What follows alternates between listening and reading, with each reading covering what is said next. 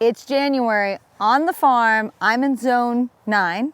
And if you're in zone 9 or 10, watch this video so you know what to plant in your garden or on your farm in January. Now, before I get into that, make sure you hit the like and subscribe button so you're notified anytime I put out a video.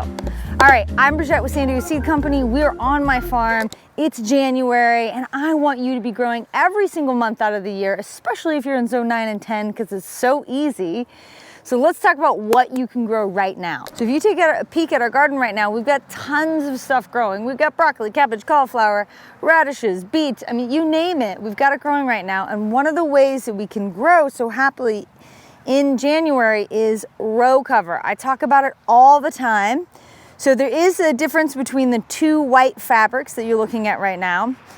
The white fabric that's next to the broccoli that you're looking at, that's actually shade cloth. It just happens to be white, and you can tell because it's like a knitted plastic material.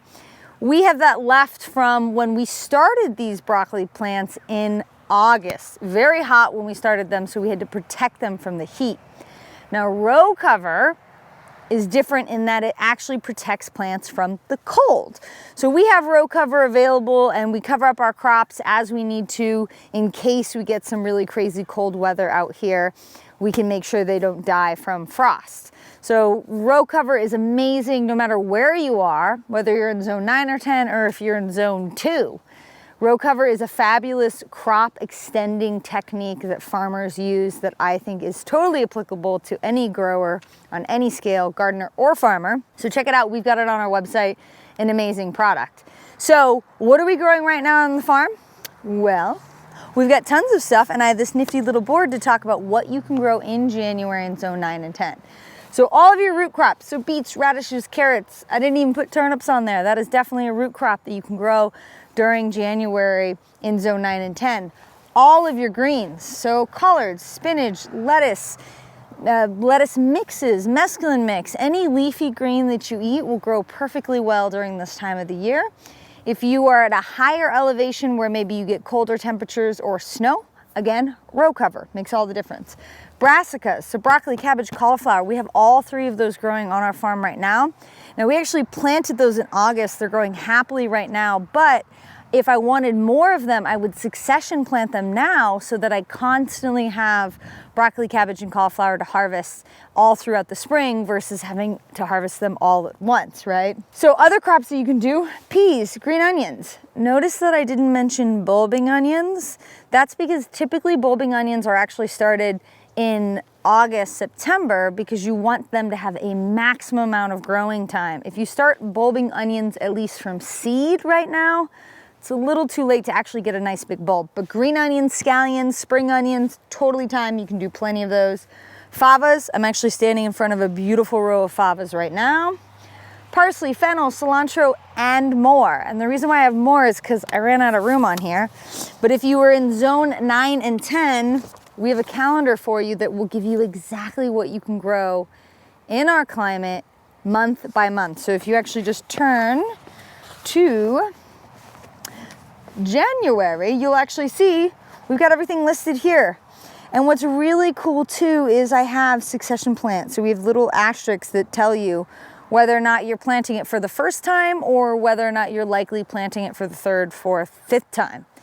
So packed full of really good information. If you're in zone 9 and 10 and you're a new gardener, this is a must-have, and we actually have a link to it in this video so you can check that out. Okay, so some consideration when you're doing things like broccoli, cabbage, and cauliflower during this time of the year. Keep in mind that these crops have very long days to maturity. And what does that mean? It just means that it takes longer for them to grow to actually get you your final crop. Now, what do I mean by long days to maturity? Well, you can see from these guys, which we planted these in August from seed, that they're still quite a ways off from being ready. They're gonna take some time. Now, that's in part because it's a time of year where the daylight is low, it's shorter days, the sun is lower on the horizon, so these are gonna grow naturally pretty slow right now. But they take a really long time to grow to maturity.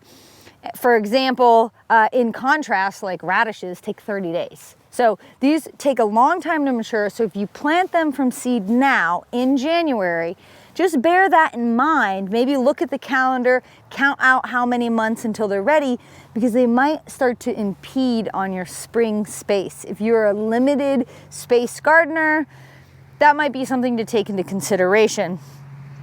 We succession plant broccoli and cabbage and cauliflower a lot on the farm because we have a lot of space and because I want to eat it for many, many months on end.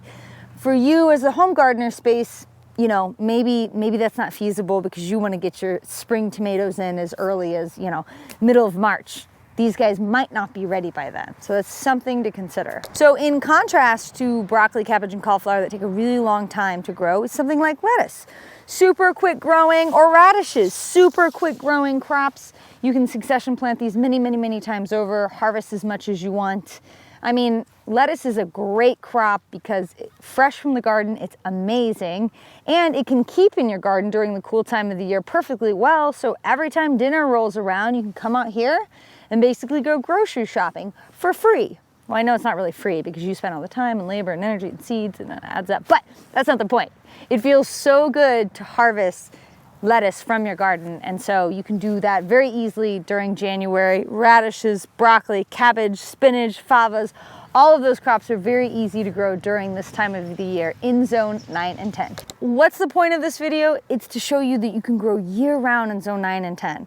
We live in a beautiful climate. Yes, it takes a little more effort, a little more work, but in some ways, I actually think growing in the cool part of the year in zone 9 and 10 is easier than growing in the spring and the summer.